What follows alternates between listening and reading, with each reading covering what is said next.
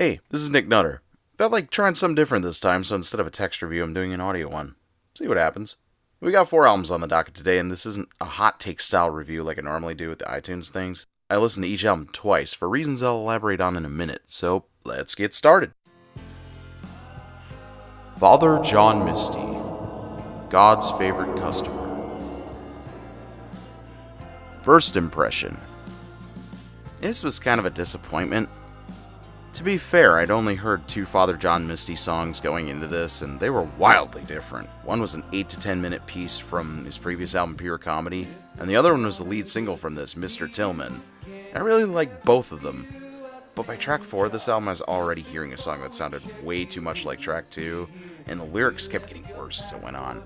By track 7, I checked out and just skimmed the last 3. God's Favorite Customer is competently put together, but it's so by the numbers that there's no real reason for anything but the song Mr. Tillman to exist. At least that one had clever lyrics. And to his credit, after listening to 4 full albums for this review, it's the only one still stuck in my head. 2 stars. Second impression.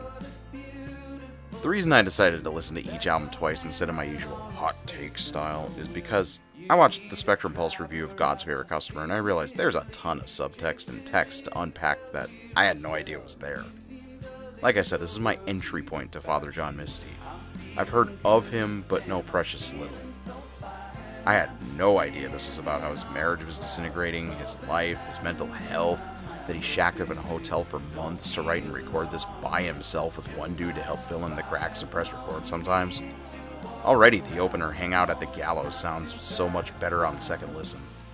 Even the reviewer I saw said this is more of a grower, and thing is, I'm inclined to agree on a few songs, namely Hang Out at the Gallows and The Palace, even if the latter of which features the worst lyric on the album about the poem zone. Other than that, it has a great bruised melody for the chorus and continues with the theme of claustrophobic isolation. But other than those and Mr. Tillman, this album still isn't for me.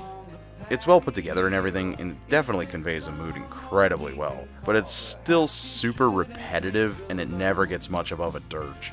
Which is a problem, because I won't stay interested if it stays this slow and down without some kind of really clever hook or angle to it. It's too much of a pity party without interesting ways to convey its sadness. Same rating as before, 2 stars.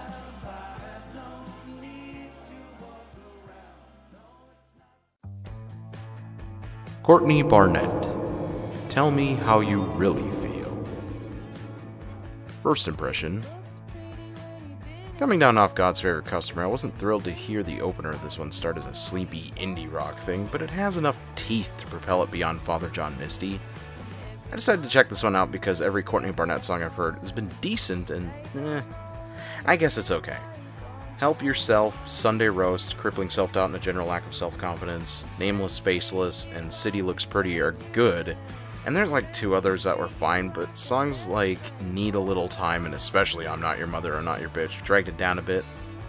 I think it doesn't quite get to 3 stars for me because there isn't enough of a separation between the quality material and the meh. The album has a very even keel and I think it suffers for it. If it was a little more dynamic, a little more punchy in places, or maybe even a little more down in others, it may have jumped out at me more, but instead it's a better than average laid-back indie rock record, but nothing more. 2 3/4 stars. Second impression. This is some car music. I think that's why I'm not connecting as well as I could with the material, because for the purposes of this review I listened to where I could write my thoughts down. Can't do that while driving, at least not with the amount of construction I gotta deal with. Anyway, second listen has more life to it. Overall, there's an atmosphere of Chrissy Hynde fronting the Heartbreakers, but with more sarcasm and wit, kind of like a cupful of 90s indie rock was poured into the mix. I feel confident in bumping it up to 3 1/3 stars.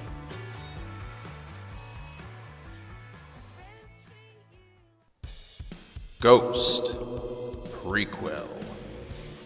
Ghost is a band that's been around for a while and they've been really popular in their corner of the metal sphere, but I've never really given them a chance before now. I think I clicked play on one of their songs once and didn't really listen to it. So anyway, this is kind of my entry point to Ghost. The band sounds like Steven Wilson fronting a poppier version of Amorphous on this record. They toe up to the line of metal, but they never really go over. The album starts pretty strong, Songs like Rats, Faith, and See the Light come out of the gate swinging. There's a 5-minute instrumental called Miasma that has a surprise saxophone solo at the end of it. It's pretty crazy. Like, I could respect that. And Dance Macabre has a clever homonym in the chorus by saying, I wanna bewitch you in the moonlight. But they say it like they're slurring be with you into bewitch you. But it's bewitch because, you know, they're a band called Ghost and they truck in a lot of gothic imagery and theatricality. I kind of like that. But the album has a problem because the last 4 songs are kind of all serving the same purpose. They're all really slow, ballady kind of things. Which is a problem because this album's only 10 songs. And if the last 4 make me check out, then that's a pretty big chunk of the album. But still, the other material is strong enough that I feel like I should give this 3 stars. Second listen. I'm hearing hints of Queensryche and Motley Crue creep in, especially on the hooks. Maybe a smattering of Def Leppard with some of the 3-part harmonies. The only reason this band doesn't have an umlaut in the name because it would be too on the nose. I'm really feeling Rats, Faith, and See the Light more on the second time. I'm a little more lukewarm on Miasma and Dance Macabre, but they're still good.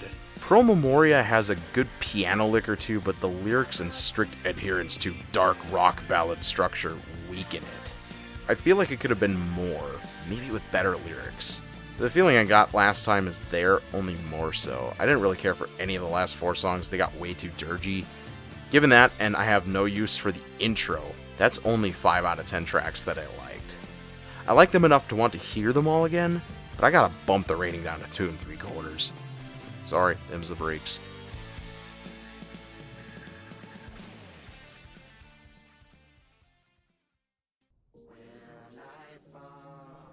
J. Cole, K.O.D.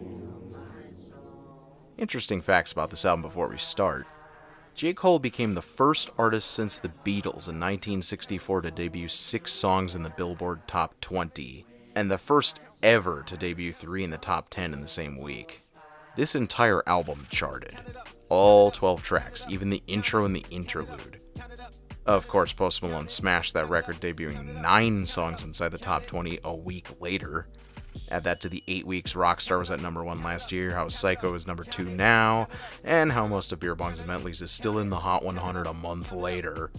And Post Malone made J. Cole look small. I hear ATM on commercials for the NBA Finals and it already sounds behind the times. It's seriously like this album never happened. To see something be that big and to evaporate like a lake coming into contact with lava? It's crazy.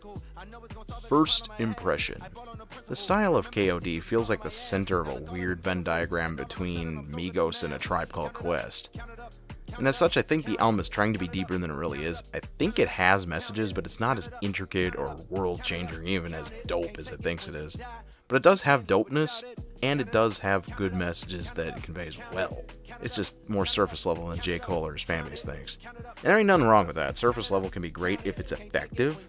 I feel like this may have been a little overhyped, which may play into why I'm not feeling it like some might say I should. The beats are missing something too. I feel like they're almost there, but just not crossing the line into awesome. I like the jazzy chords, but it's all just a little too understated. The other problem I had was the abrupt ending.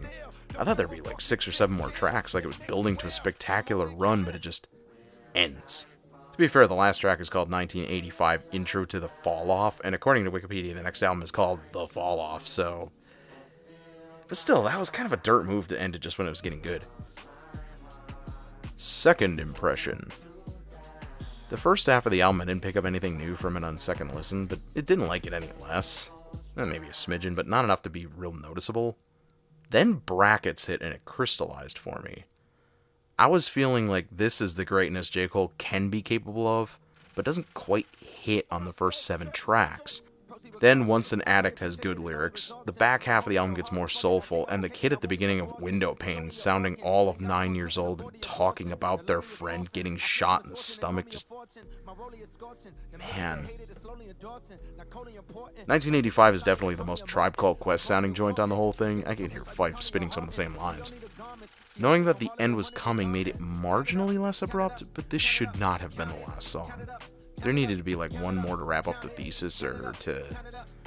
I don't know, this just doesn't sound like the end of an album. Yeah, the full title of Window Pane was Window Pane Outro, but even that doesn't feel like an ending. Matter of fact, this kind of feels like two EPs thrown together a bit. I mean, that's not necessarily a crime. There's plenty of albums that have a distinct side A, side B, but this doesn't really pull off a cohesion. Overall, even with its faults, this is an album I would listen to again. There's no songs I disliked, though some were stronger than others. I'd give it 3.4 stars out of 5.